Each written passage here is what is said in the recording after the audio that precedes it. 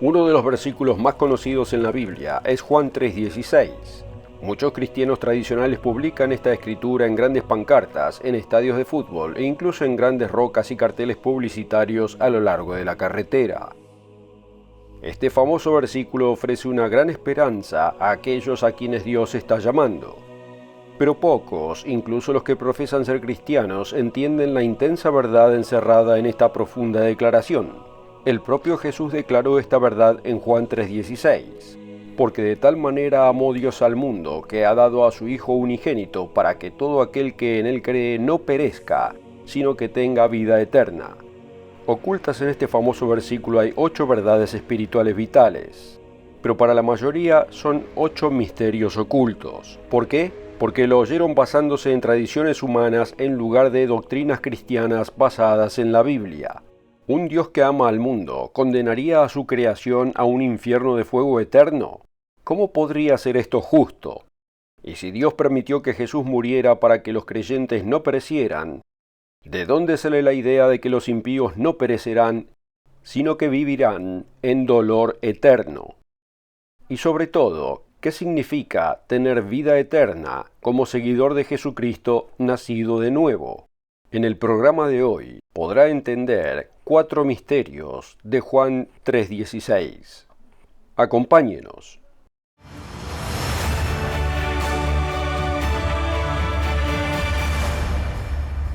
Una de las verdades más profundas de la Biblia se declara en Juan 3:16. Se llama el versículo dorado de la Biblia. Debemos buscar la verdad, pero hay tantas interpretaciones y creencias diferentes, incluso entre los cristianos tradicionales. Escuche lo siguiente. La Enciclopedia Cristiana Mundial identifica al menos 33.000 denominaciones cristianas, con 9.000 de ellas clasificadas como protestantes y 22.000 como independientes. Estas miles de denominaciones discrepan entre sí en muchas de sus doctrinas, enseñanzas y creencias, pero no todas pueden tener la verdad. ¿Será que muchos creen en un falso Jesucristo que no es el Jesús de la Biblia? El propio Jesús nos advirtió en Mateo 24:24 que se levantarán falsos cristos y falsos profetas y harán grandes señales y prodigios para engañar, si fuera posible, aún a los escogidos. Dado que estas miles de denominaciones enseñan diversas doctrinas, ¿podría ser que muchos crean un cristianismo falsificado? En el programa de hoy, examinaremos 4 misterios ocultos que la mayoría de los cristianos tradicionales no entienden. Hay muchas creencias diferentes acerca de la naturaleza y la existencia de Dios. Consideremos el primer misterio oculto de Juan 3:16. ¿Quién es el Dios que amó al mundo? ¿Cómo se describe en la Biblia? Si tiene su Biblia a mano, vaya a Génesis 1:1. En el principio creó Dios los cielos y la tierra. El evangelista Gerald Weston, autor del estudio gratuito que ofrecemos hoy, afirma lo siguiente. La primera vez donde figura la palabra Dios es Génesis 1:1. Viene del hebreo Elohim, que es plural. La pluralidad de Dios se reafirma en el versículo 26. Entonces dijo Dios, hagamos al hombre a nuestra imagen, conforme a nuestra semejanza. Note que hagamos es plural, pero Dios es un Dios. ¿Qué revela la Biblia acerca de la relación de Jesucristo y Dios el Padre? Veamos en Deuteronomio 6, versículo 4. Oye Israel, el Señor nuestro Dios, el Señor uno es. Y Jesús declaró, yo y el Padre uno somos. Así que debemos responder a la pregunta, ¿de qué manera Dios es uno? El señor Weston responde a esta pregunta. En la noche en que fue entregado, Jesús estaba en la tierra y oró a su Padre en el cielo. Note estas claras palabras acerca de la unanimidad en esta oración. No ruego solamente por estos, sino también por los que han de creer en mí por la palabra de ellos, para que todos sean uno. Juan 17, versículo 20 y 21. Vemos que Él quiere que todos seamos uno, pero ¿de qué manera? Como tú, oh Padre, en mí y yo en ti, que también ellos sean uno en nosotros, para que el mundo crea que tú me enviaste. La gloria que me diste, yo les he dado, para que sean uno, así como nosotros somos uno. yo en ellos y tú en mí, para que sean perfectos en unidad.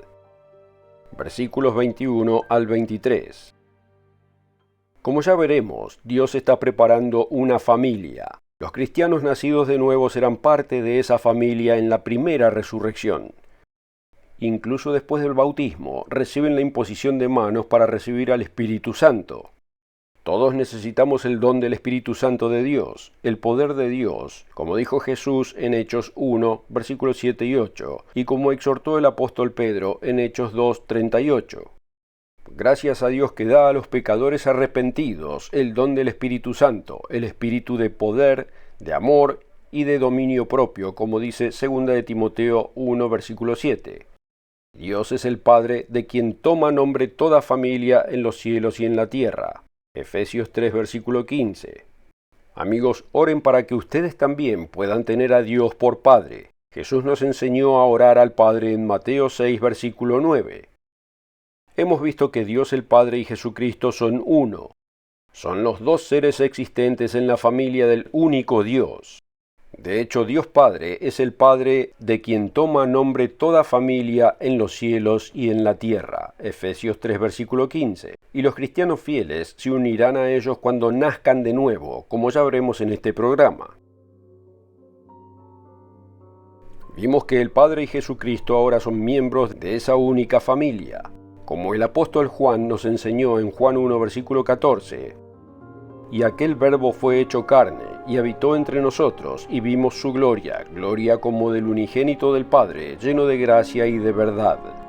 Y fue ese Jesús, el Hijo de Dios, quien derramó el Espíritu Santo sobre los discípulos en Hechos 2, versículo 32. A este Jesús resucitó Dios, de lo cual todos nosotros somos testigos. Así que exaltado por la diestra de Dios, y habiendo recibido del Padre la promesa del Espíritu Santo, ha derramado esto que vosotros veis y oís.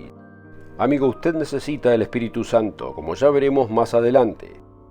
Otra verdad oculta y misterio de Juan 3:16 es la respuesta a la pregunta, ¿es Dios justo? Misterio oculto número 2, ¿es Dios justo? Cuando llegue a comprender realmente el asombroso e incondicional amor eterno que el Dios Creador tiene por los seres humanos, comprenderá que cada ser humano tendrá una oportunidad genuina de salvación. Y esto introduce esta segunda verdad oculta. Muchos cristianos tradicionales tienen la idea errónea de que Dios quemará a millones de personas en el fuego del infierno por siempre, solo porque dispuso que nacieran y murieran sin escuchar el nombre de Cristo o el Evangelio de Cristo. ¿Es eso justo? En el capítulo 3 del folleto gratuito de hoy, el evangelista Gerald Weston dice: el apóstol Juan enseñó que de tal manera amó Dios al mundo. Juan 3:16. Aquí el mundo no se refiere al planeta Tierra, sino a las personas que habitan aquí. Y no importa cómo haga la cuenta, de cualquier modo, siempre ha habido muchos más no salvos que salvos.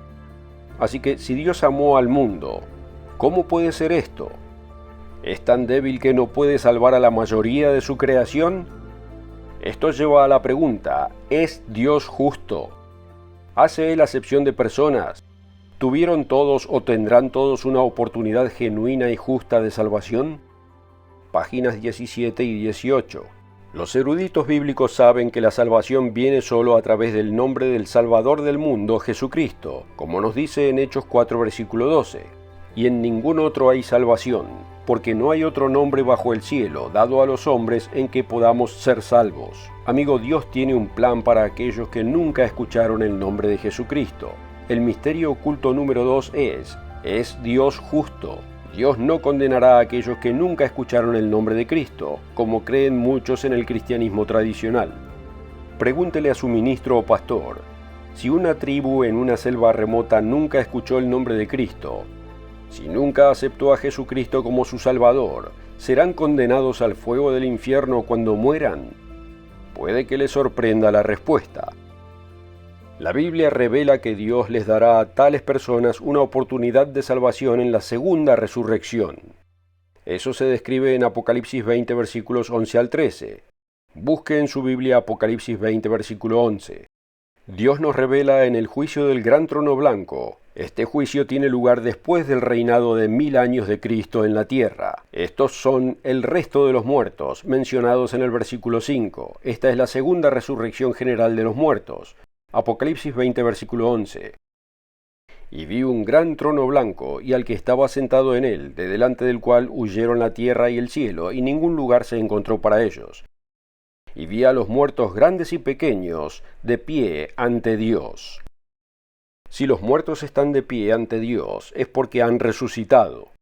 Encontrará una descripción de esta resurrección a la vida física en Ezequiel 37. El valle de los huesos secos cobra vida. Ahora, continuando en Apocalipsis 20, versículo 12.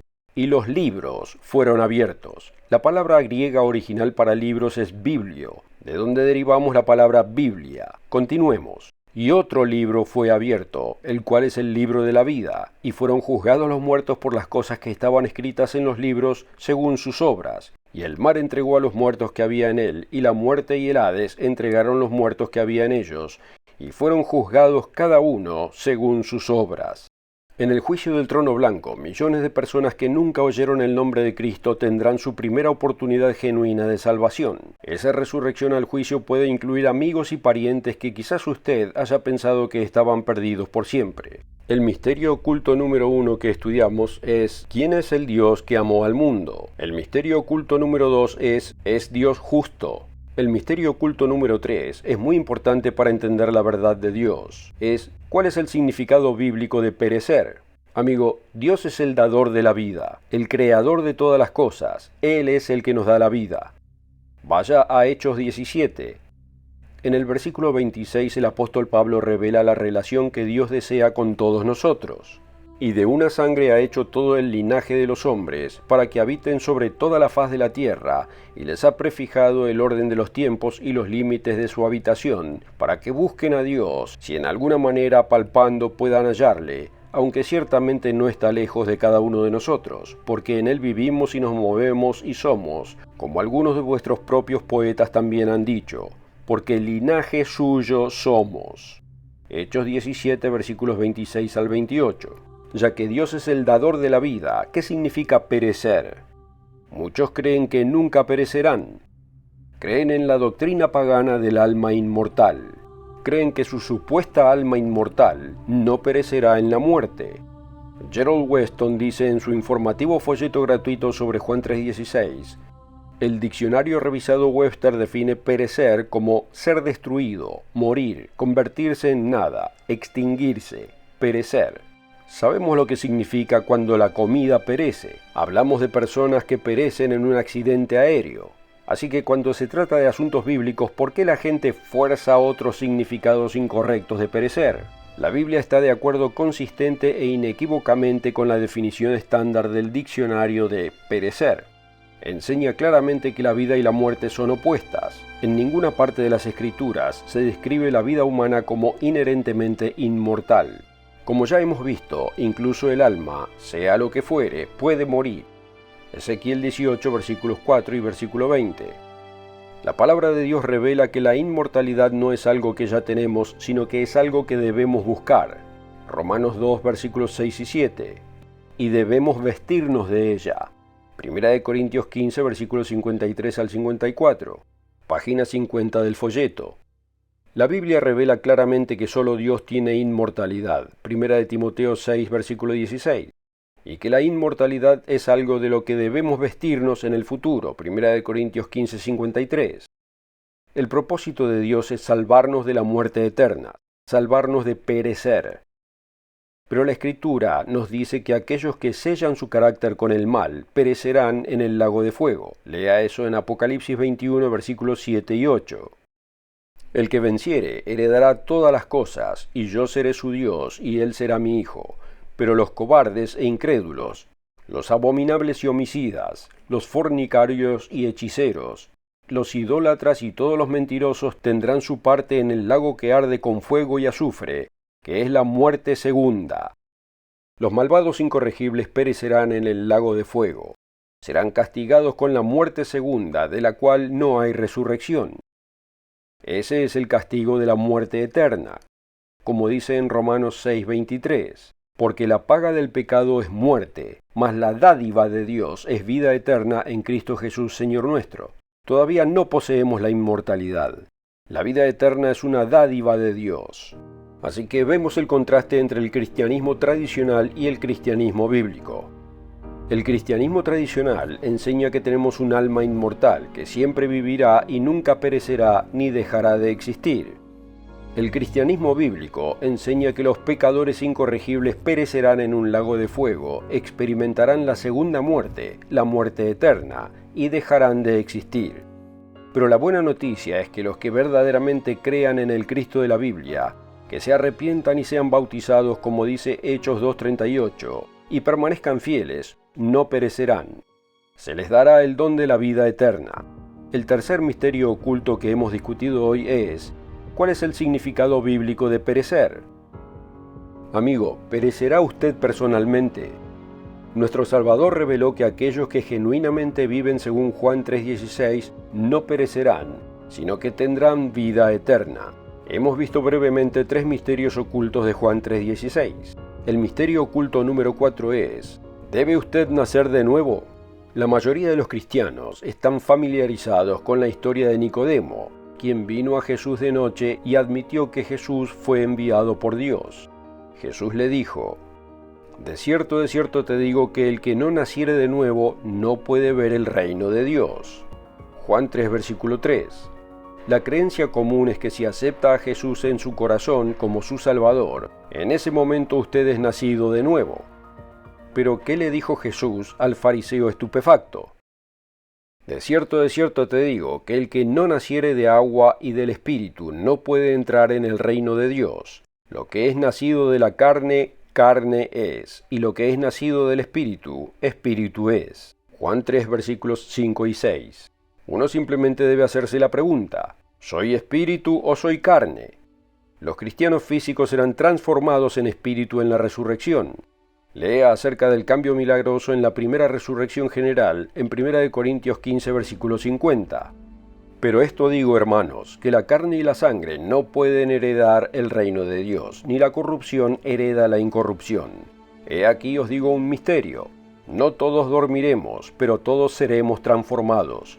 En un momento, en un abrir y cerrar de ojos, a la final trompeta, porque se tocará la trompeta y los muertos serán resucitados incorruptibles, y nosotros seremos transformados, porque es necesario que esto corruptible se vista de incorrupción, y esto mortal se vista de inmortalidad, y cuando esto corruptible se haya vestido de incorrupción, y esto mortal se haya vestido de inmortalidad, entonces se cumplirá la palabra que está escrita: sorbida es la muerte en victoria. Versículos 50 al 54. Ese es el momento al que se refirió Jesús cuando dijo: lo que es nacido de espíritu, espíritu es.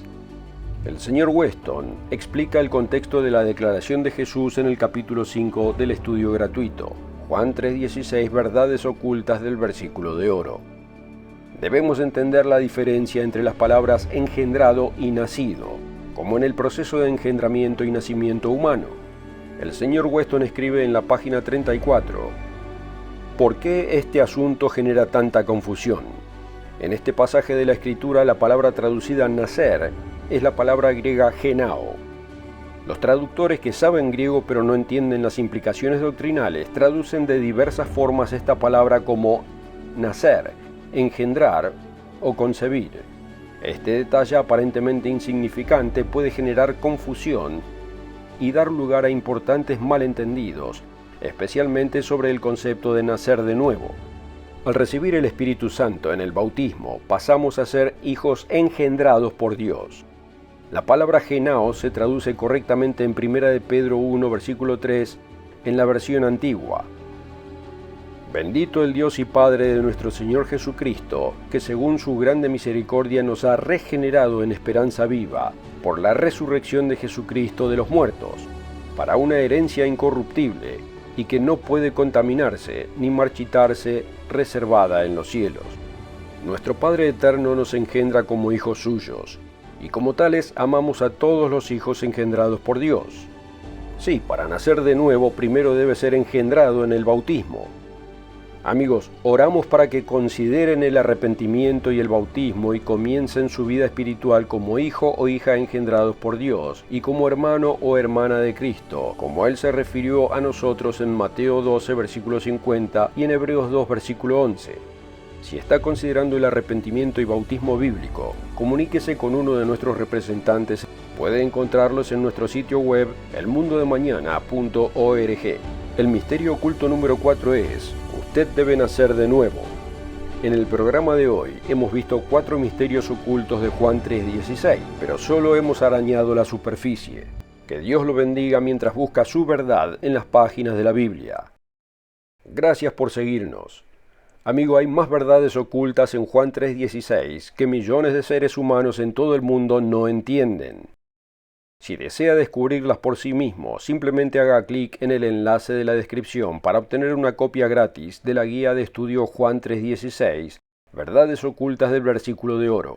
Y recuerde suscribirse al canal para no perderse otro video del mundo de mañana. Hasta la próxima.